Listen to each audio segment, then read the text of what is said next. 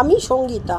আমি আজকে আপনাদের গাজরের হালুয়া নামমাত্র ঘিয়ে আর খুবই সুন্দর খেতে হবে কিভাবে তৈরি করলাম সেটাই দেখাবো।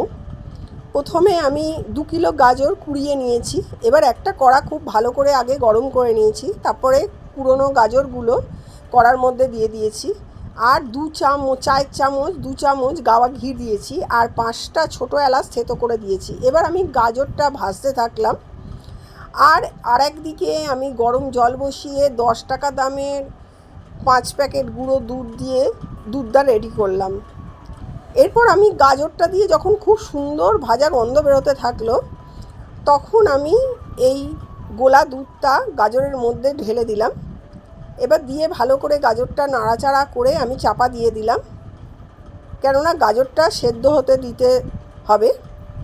যখন গাজরটা আমার সেদ্ধ হয়ে গেল, তখন আমি এতে 500 আখের গুড় দিয়ে ভালো করে নাড়াচাড়া করে নিয়ে জলটাকে আমি গাজর থেকে পুরো মরিয়ে নিলাম। যখন গাজরের জলটা পুরো মরে গেল, তখন আমার গাজরের হালুয়া তৈরি করা রেডি হয়ে গেছে। এইবার আমি অল্প একটু জায়ফল কুড়িয়ে ওতে দিয়ে চাপা দিয়ে দিলাম। এইভাবে গাজরের হালুয়া তৈরি হয়ে গেল। এইভাবে করে দেখবেন, ভীষণই সুন্দর খেতে হয়।